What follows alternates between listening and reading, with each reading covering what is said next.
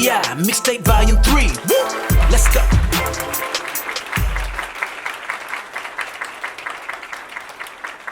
All right, so first panel of the day, I'm joined by Jason and Lizzie from 1Password and Twilio, respectively. So this is going to be a pretty loose conversation. I need to turn on this clicker. That's us. And we also are going to be taking questions. I don't love that headshot of myself. I think the white balance is way off. So I'm going to put that there. You're good. That QR code, if you want to reply to that tweet with any questions, we'll keep an eye out. But we're just going to be talking about developer relationships.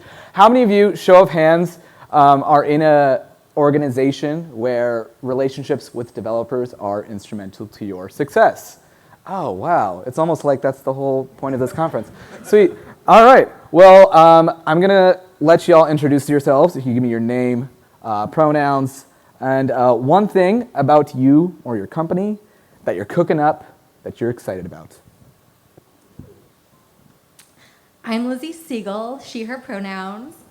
Been on the developer evangelism team at Twilio since 2017. And we're currently playing around with a lot of data stuff. If you're free in SF, July 22nd, want to plug our LLM AI Hack Day. Sweet. Awesome. I'm Jason Harris, developer evangelist at 1Password. One thing that we have cooking up is we have a hackathon coming up on Hashnotes starting on June 1 through the 30th. So please come and hack with us. You'll see it on hashnote.com. Sweet. Sweet. So quick show of hands, how many of you have heard of 1Password and or Twilio? All right, I expect it as such. But it's safe to say that it's important for both of your companies to build a thriving community for developers. For those that are not familiar, talk about what your company, the show of hands actually didn't indicate that anyone doesn't know what you do. But for those that are not familiar, talk about what your company does and how developer relationships are important to what your companies do. Twilio provides APIs for communication as well as customer engagement. And developers have always been our customers. So we've been on the ground since the beginning. The first non-founder hire was an evangelist. So very important to companies' goals, the bottom line. And we do a lot of things just for developers. We believe that developers have power at their companies. Power to the people. Decision makers. Yeah. Power to the people. That's the whole thing, right? Yeah. Sweet. On the 1Password side, everyone knows about our core product. It's Password Manager, which has been around since 2004, founded by two developers who were trying to do a web consultancy. They realized there was a problem in managing all the passwords that went into the effect of making websites. So now we have 1Password, which has been around since 2004, which is awesome. But also, last March, we released developer tools, which is cool. So we have a CLI, now we have version 2, which we released last spring, and then our SSH agent, but then since we've come out with those, we have we have a lot of offerings. And so we are trying to inject the usability and security of 1Password into the tools that developers are using every day, which is how I know Kanad, because he was the first contributor to a product that we released in July called Shell Plugins, which is using biometrics to log into any CLI that you want to use. So that's how you and I can know each other. Yeah, it's great. Yeah, using biometrics to log into CLIs. The future is now, folks. It's crazy. So y'all touched on some interesting things there, around, I've used both of your platforms extensively for years. Twilio has had their skin in the developer relations game for a long time, kind of a household name on that front. 1Password, we know what your product is. Developer tooling is kind of a new thing. But both of you have teams that are kind of dedicated to cultivating developer relationships. And I think it might be helpful for folks to hear from you two about what your day-to-day is and how you are part of the developer relations machine. Yeah. I'm lucky enough to represent, so I sit on the product team, but also I represent a team of engineers who are just emphatic about product feedback and developer experience. So I am the DevRel person, so I'm an IC in my role. I sit on the product team, but also I partner with 1Password's marketing, 1Password's product team, 1Password engineering team. So I'm in a very highly capable and highly functional position, but I don't have a team. So that is one hack for me is I don't have a team, but I am enabled because I have touch points into every org in 1Password. But also the fabric of us is we are emphatic about developer experience and user experience. So I feel lucky in that. We just released a product earlier this week. On Tuesday, we launched in the GitHub Student Developer Pack. Yeah. That was a 2-year project that 1Password has been trying to get into. So I started in September of 2021, and I realized that this would be a good venue for us. Realized in December that year that it's been something that we've been trying to do. I took the reins and I ran with it. Made some inroads into GitHub and through DevRel connections. It was great. And then we just released this week. But guess what? It wasn't just me. It was engineering. It was product. It was marketing, helping us get it out. Yeah. And it was awesome. So yeah. Right on. Lizzie, what about you? One thing I like about developer relations is no one day is the same. A lot of us on the team, evangelists, we write code, we work on sample apps, documentation. Although there is a separate team for documentation now, they are all engineers, which isn't the case at most companies, I've heard. And we fall under customer success, but used to be under marketing. We do work with product and engineering as well. And the DevRel team is called the Developer Network. There's evangelists, education. We have some demo engineers, one of whom is here. Hi, Craig Dennis. Give it up for Craig. Big guy on YouTube. You don't have to. Well, you can. Okay, yeah, let's give it up for Craig. Yeah. I'm so sorry. All right. Yeah. Right on. Yeah, I think both of you kind of highlighted something there that CC actually highlighted earlier around the idea that developer you don't have to be a developer evangelist or a developer advocate to be in the developer relations space. It's informed by product people. It's informed by customer success. It's informed by a lot of different interworking parts of an organization. And yeah. And I would say that's where it's successful, is where everyone has a voice. Oh yeah. Doesn't matter if you're in product marketing, like PMMs, if you are in DevRel, if you're in product or engineering, everyone has a voice. Everyone has, because I surface ideas or things that I want to do. And then Jody, who is my engineering colleague up in Vancouver, BC, he's like, hey, did you think about it this way? And I'm like, holy carp, I didn't. And so, yeah. So, holy carp. I think you just outed your Pacific Northwest I vibes. did. Yeah. We didn't mention locations. Oh my gosh, please. I live in San Francisco. I live in Salem, Oregon, just south of Portland. Nice. Is Salem where Twilight was? That's Forks. Forks. I'm so sorry.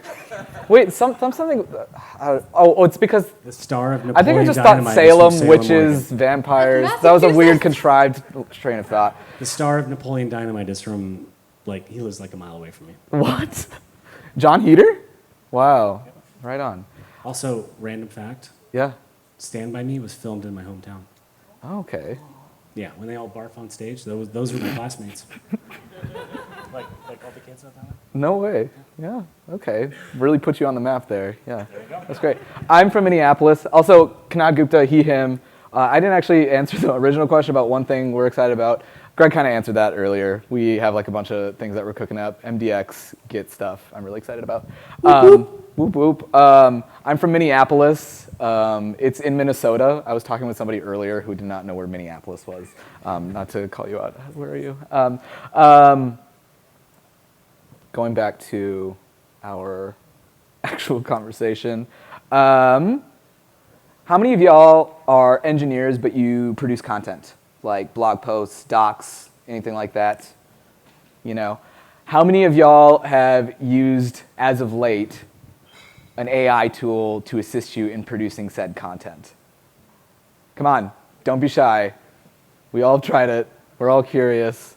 It's happening. It's coming for us all. Not really. It's far from coming for our jobs. But, ChatGPT, I've been playing around with the Notion AI type stuff. Are these tools in your arsenals? Why or why not? And what other tools do y'all use to produce content? I've been playing around with the OpenAI API a lot, but someone did tell me recently to use ChatGPT to help edit my blog posts. It helped, not perfect, but it's a tool, assistance. Yeah. I have an amazing engineer partner. Her name's Amanda. She created a really great video about how to create a 1Password shell plugin in 10 minutes. Guess what? One of my tasks. Oh, hey Dennis over there. He's part of my one-on-ones. Give it up to Dennis. Give it up, Dennis. Dennis. One of my tasks is to write a blog post of said video. Guess what? Someone wrote a tool that you feed it a YouTube URL. It ingests the transcript and it writes the structure of a blog post for you. Wow. I used it, and absolutely, I'm running with it. Yeah. I'm not going to publish it as is, but Yeah. Absolutely. Yeah, no, I find that it's a really good like starting point, and I think just kind of like automates away the less glamorous parts of content creation that I look forward to the I least. think the issue in our world is how do you protect IP while doing that? So like Yeah. my biggest thing is if it's on the internet, Yeah. it's fair game. If it's a meeting note of something you did, Yeah. just don't do it because Samsung got burned by that. Right. There's a lawsuit. Yeah. So Yeah. just be careful. I love to talk about in my changelog posts Rihanna, the musical artist, and one thing that I like to think would be happening with these AI models is that they're using my changelog posts with those Rihanna references to train their models, and that these models are just spitting out Rihanna lyrics just in answers that are completely not relevant to the queries. And I'd like to think that like my impact on just like AI models generally is really tangible in that sense. So that's kind of what I want to see with the direction of AI personally. Sweet. That was a joke. So I'm talking about. Yeah, because the next question is about trust and credibility amongst developers, and I don't know what kind of gaslighting I just subjected y'all to. So in terms of, building trust and credibility amongst developers, that's really important to our jobs. You know, when people build on our platforms, they're inherently relying on us, in terms of uptime, in terms of like keeping the innards of their own products working and their own workflows going. What have you found to be effective in building that trust and that credibility? It can be obviously like us building a service that doesn't go down, that's obvious. But like, from a developer relation standpoint, like what kind of intangible sort of things have you found are effective on that front? I'm a big fan of making content. It's how people have found me to speak, have found me to ask questions. And I think in developer relations, I don't know about you, but sometimes people are like, are you technical? And I'm like, I studied computer science. Just because I'm not an engineer by title doesn't mean we don't code. Yeah. And content is very tangible. You can send a link, you can make a TikTok, send that link. Yeah. No, I think there is like I think when developers consume content, it's really important to them that they are reading that from someone that understands their struggles and their kind of like, We relate to developers. Yeah, I'm one of you. Yeah, that kind, but like in an actual way and not a I think sociopathic for way. me, it's all about absorbing stories. So I'm a journalist kind of by trade. And I like to absorb stories and replay them back to engineers, and then speaking internally, and then say, hey, let's broadcast that. Yeah. So I think it's, for me, I consider myself an amplifier, less an original story writer, because I was a developer up until 2012. Yeah. I consider myself a stronger community and a stronger story builder. Yeah. I think like a big thing, like I felt that when working with you is like, I think people want recognition for the work that they do and like the kind of tools that they build on your platform, and shouting them out, spotlighting them, I think it's. And meeting developers where they are on Stack Overflow collectives, developer conferences, just supporting and empowering developers. Checking your company hashtag on Twitter, Blue Sky. They don't have hashtags yet. Oh, they don't? I tried. Oh, And feels like the one thing, or one of them. yeah, and I don't have any invite codes. yet. Yeah. I checked, me too. I don't have one at all. Well, y'all are just, yeah. We got you when we do. Thank you. Yeah, I'm with you. Checking for the hashtag ReadMe, not super effective. It's kind of, there's a lot of people that are not tweeting. Like, people at us on Twitter, they're like, at ReadMe, save thread. It's like, y'all have the wrong guy. Like, Kanad, to answer your original question, you talked about like amplification and like meeting people where they are. yeah, You have to find the problem, and then you have to apply the solution where it is, and not put it in marketing language, which we learned about earlier. yeah, Not use all that verbatim and all that marketing bullshit. Yeah. But like actually like talk about how people are solving solutions, and those stories are so prevalent inside your engineering org. If you listen and if you have, and that's one that's one problem point in 1Password is we're 100% remote. Yeah. So I subscribe to so many Slack channels, and I tag myself in a lot of engineering conversation just to be in the ether.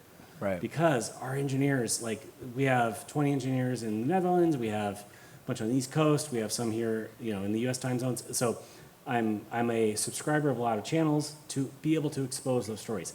And I don't do the best job, but I'm trying to do my best. Yeah. And so I think it's just being aware, because people are doing really cool shit inside your company. So help amplify that, and then also put yourself in the seat of the customer. That's another thing, is like our product org at 1Password is we're all about voice of customer. Yeah. Like, we're just 100% about it every single day. right. And then so like get yourself on calls. If you can't be on the calls because it's too many 1Password people on one call is overwhelming, then listen to the goddamn recording. Just be there and like transcribe it and absorb it, and use ChatGPT if you need to transcribe it. Yeah, Just be there. Be Yeah. there, be there, be there, be there. yeah, And people are doing cool stuff outside the company. If developers are building cool stuff with your product, amplify that. yeah, And one reason to build credibility, docs are very important. If devs can't get started easily, they'll probably try to find something else. Code samples, very important. Yeah. Love copying and pasting. yeah. No, Cece brought up that, like, the gentle on-ramp, I think, is really important. One really cool step we took, so 1Password came out with developer tools in March of 2022, like for the original. But in Shell plugins, which is the whole biometric CLI thing, we took a stance in the fall saying, hey, like, we're going to do an open, we're going to build an open model, built a contributing.md file. We put it out and we invited everyone, and it's been awesome. Like, everyone wants to contribute externally. I think 60% of our Shell plugins now are externally contributed. Yeah. So Yeah, no, we have some cool marketplace type ideas in the works. I think we want to really, like, make that on-ramp easier for people to integrate into. I don't know, people just want tentacles, to be able to, like, wrap around other things. We're all just lonely. I'm fine. And then you said something earlier about, you were talking about, both of you were talking about, meeting developers where they are on Stack Overflow and like the platforms that they are on. I think that's like super, super important because,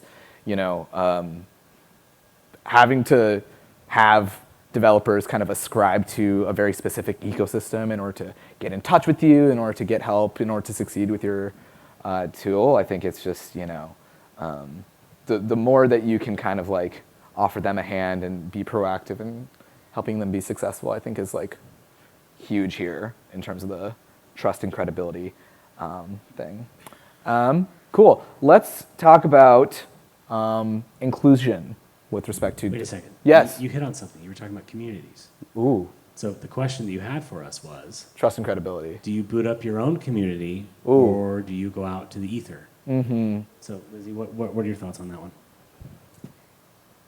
For years, people asked if Twilio had their own forums, and we finally tried it. We spun up our own community forums, and we closed them down in less than a year because people were still on Stack Overflow, and we were like, you were asking for this, and then we were telling people, ask on our own personal forums. Mm-hmm. So I guess, Yeah. not sure the moral of the story, but people will ask, and then people might not like it. Yeah. It was good. I swear it was good. But habits die hard. Big fan of Stack Overflow. Yeah, that's where people go, right, when they have questions. Yeah, so like, our mascot is an owl, right? And so like, Greg, you know this, for the first couple years, the only way that people could get in touch with us, like our customer support, was by sending us owls with notes. And that was like really hard, because like people want to send us emails, they want to be able to get in touch with us through like these like modern technologies such as Fax. email and SMS. So yeah, once we started opening up this is a joke, you can support at readme.io. We're struggling with the tool things as well. Yeah. So like we have a developer Slack, which everyone should join. It's really cool. Yeah. Which I think we're about to cross 1,000 people on it, which is awesome.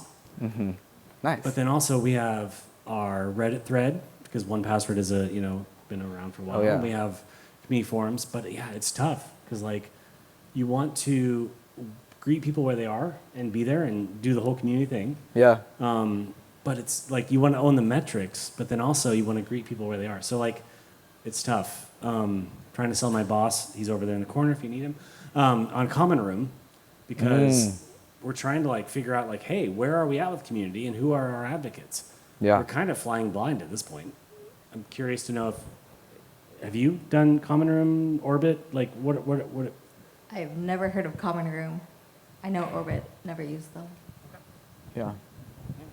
Well, do you want to give a summary of what those platforms are for? Orbit, I know because a coworker of mine founded the company, which is cool. So it takes data from your community vantage points, where it's Slack, Reddit, Twitter, all this stuff, and it gives you community intelligence on what's being said, what the sentiment is, who the champions are, that sort of thing. So it like ingests your data and it gives you intelligence on who that is. But Yeah. of course, they cost money, so there's Yeah. that.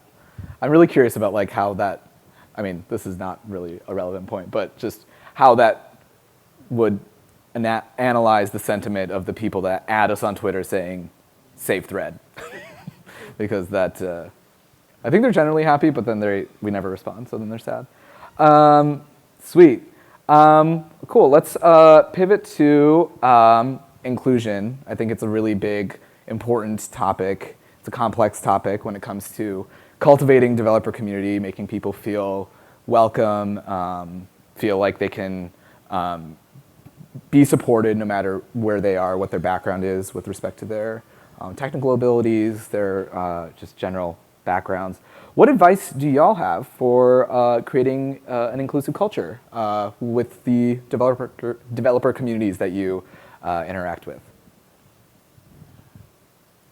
Start with the COC. If you don't start with the code of conduct, you're screwed.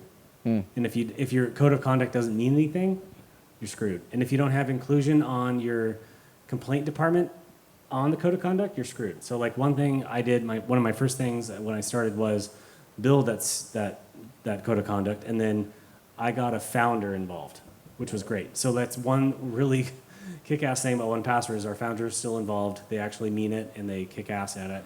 I got Sarah involved, so like if you ever have a complaint on our COC, she's one of the people that we direct you to complain to if you have any issues.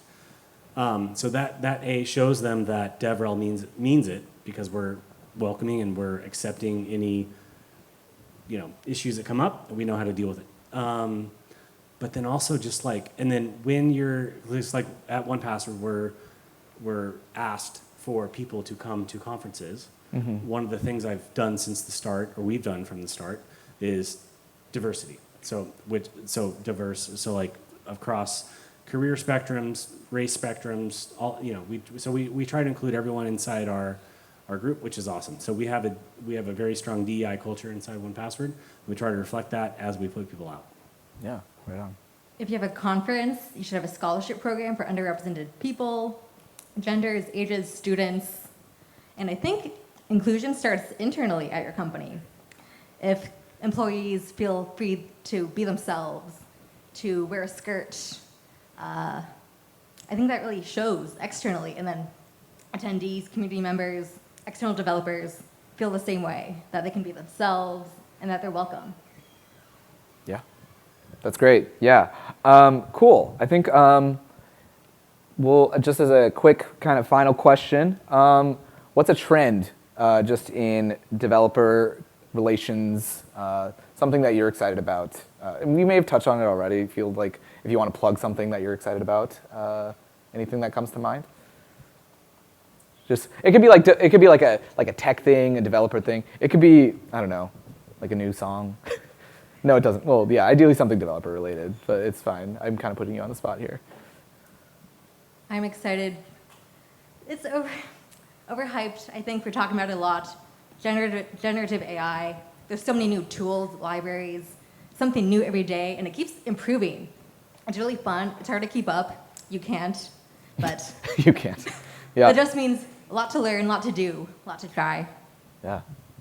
I think for me it's partnerships. So like, and also just serendipitous relationships. Like this conference, I mean, we'll have some relationships here. Just, it was funny, 2 days ago I was on a conference call trying to get one of our developers on a partner's conference. Yeah. And turns out the guy that I was talking to at the partner company was 10 miles from where I was at the time. So guess what? We had coffee. Ugh. And, you know, In Salem, where the movie. no, in Bend, in Sun River, Oregon. Oh, okay. It was totally freaking The puking in the movie. Yeah. No, not different. No, Okay. Yeah. and on the good side of it. Okay. On the good side of it. Oh, that's good. But yeah, it was just like I was on the phone with someone with Sneak. Yeah. And he goes, dude, I just moved 10 miles from where you are. I'm Yeah. like, great, let's go have coffee. So we did, and you know, it's gonna be great. Yeah. So I think just partnerships, like working with other folks who are doing, you know, because all of our DevRel and all of our efforts and all of our companies, we're trying to do the same thing. We're trying to get the same audiences. So it's like, why not combine efforts, combine budgets, combine outreach, Yeah. and do it together? Because if we design a narrative, it'll be more relevant, and people will show up and they'll stay.